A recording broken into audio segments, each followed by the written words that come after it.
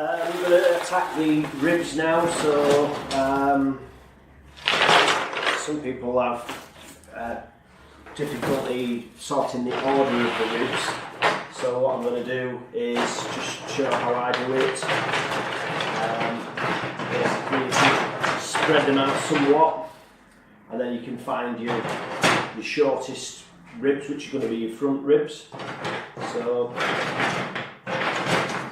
the front two are usually quite thick, so I'll just put those to one side and then look down the next sort of length.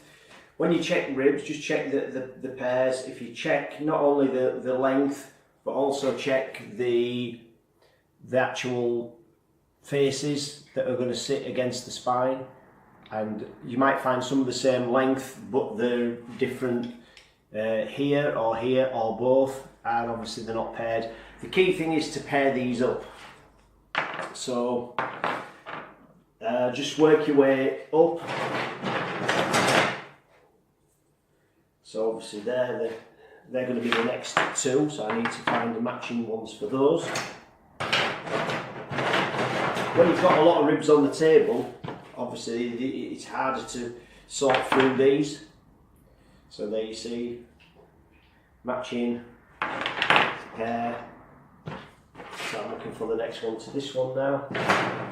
And the thing with ribs as well is these bones do get a lot more damage. So you'll find some ribs like this with natural damage. So that animal's had a broken rib, it's healed, but there's a growth on it. It'll be out of shape, so it won't match the other side, but it will match here. So if you're gauging the length and also these plates.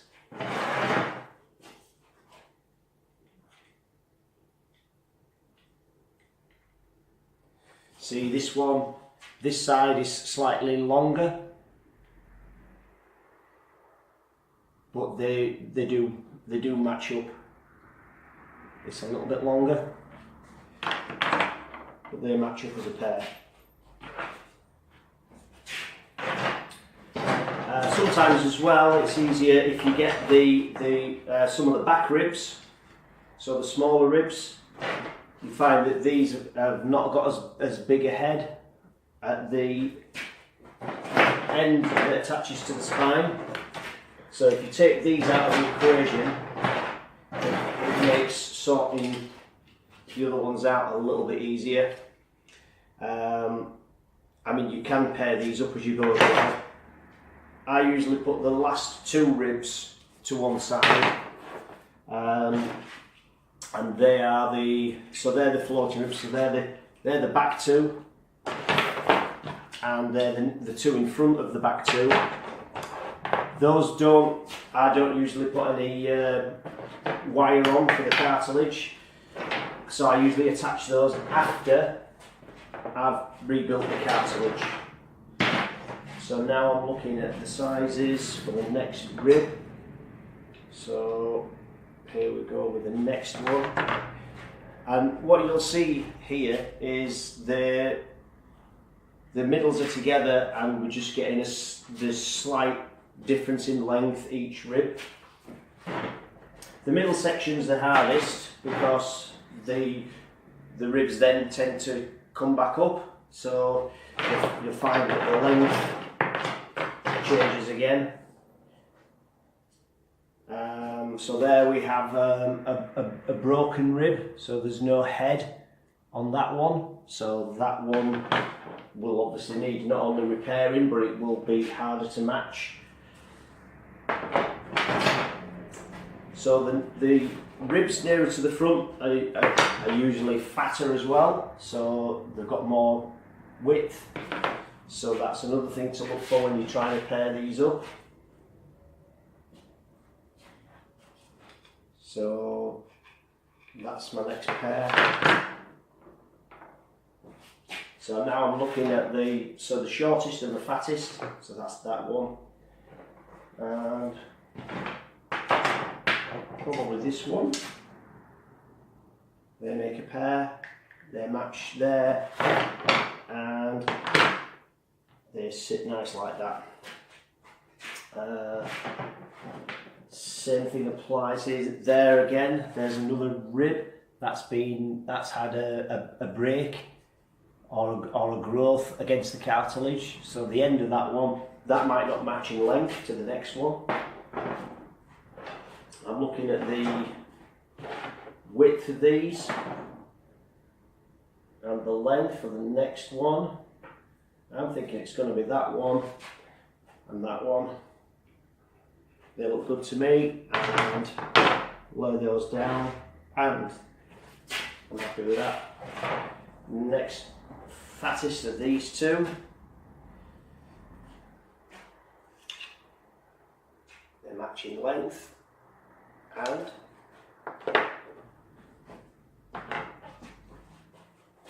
these are starting now to come a little bit shorter.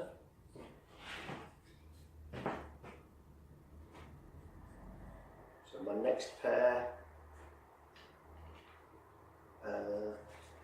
see these, I picked these up because they're the same width, but you'll see if you look at the shape of the top,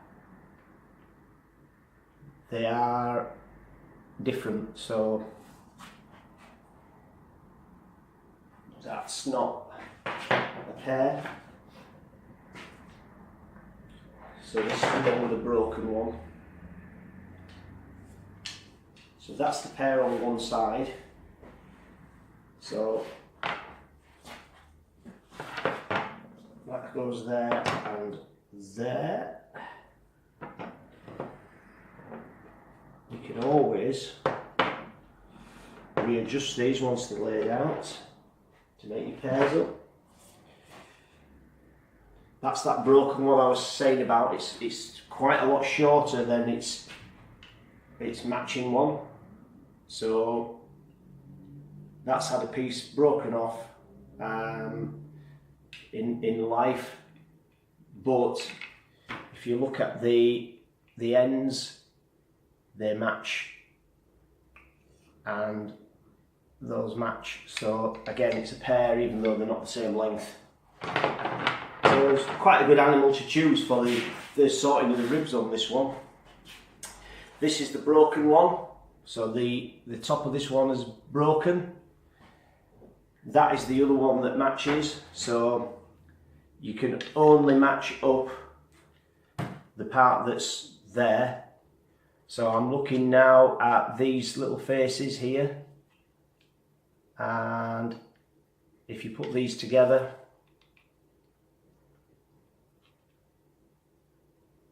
you can see that it's hard on the camera, but I can see in person that they're an okay match.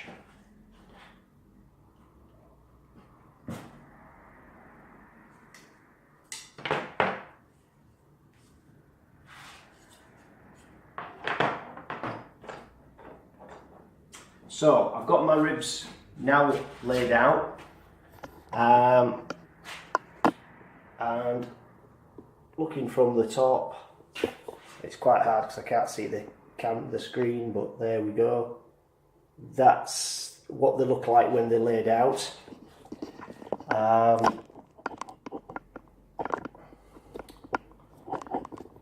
So once you've got them in order, it's time to start and attach these to the spine. I'll probably do maybe one rib, two ribs, and then I'll do a time lapse for the rest to show you how it comes together. Ones like this one, that will need a bit of gap filling, so a wire and milli put around it to make up the gap, to make it a little bit stronger. But those are now ready for assembly, so I'm going to make a start on that.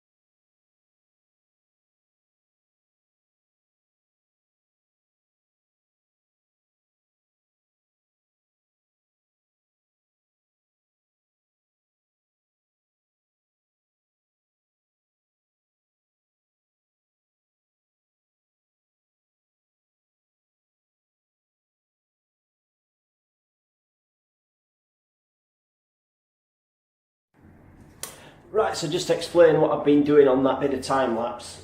Basically I pick up the next rib, I do a dry fit to check that it fits nice, see where it's touching so I know where the glue needs to be, make sure that it lines up okay. So I'm looking at the line here, the line at the bottom, and where these surfaces mate up here. I use activator before I apply the glue, so I'll apply that to the rib and the spine. The key is not to drip. You notice I've put a blanket over my work, my base, so that I don't get too many, well, any drips on it hopefully. So I'll apply some glue to there, roll that in, and then onto this one and lift that into position. You will get an odd drip, but I mean that's the reason for putting the cloth on. But wipe as you go, because you don't want too many drips on your work.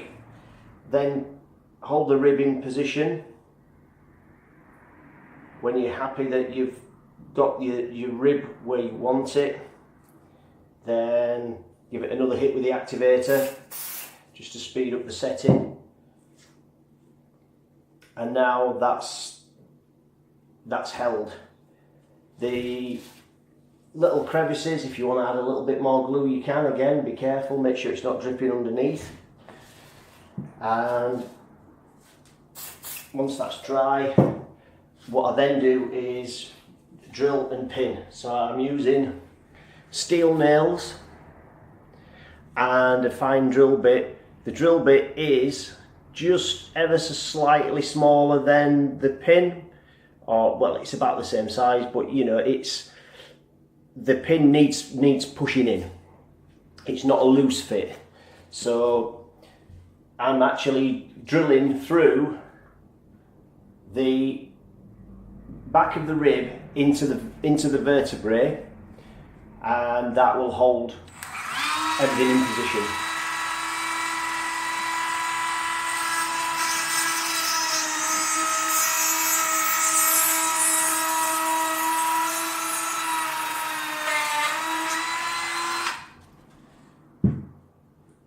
I apply a little bit of glue just to the end of the pin. As that drives in, that'll stick to the sides of the hole. So into the hole, and it's quite a gentle tap.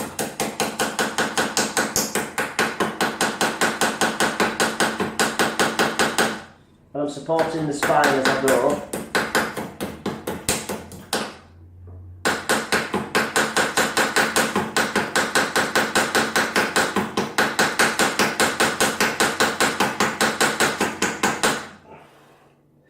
It's a tough one.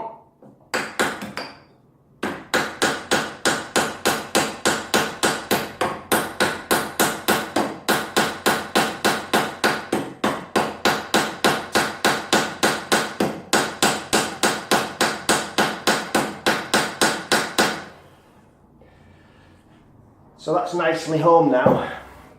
I'm just going to move the camera around so you can see how this is taking shape.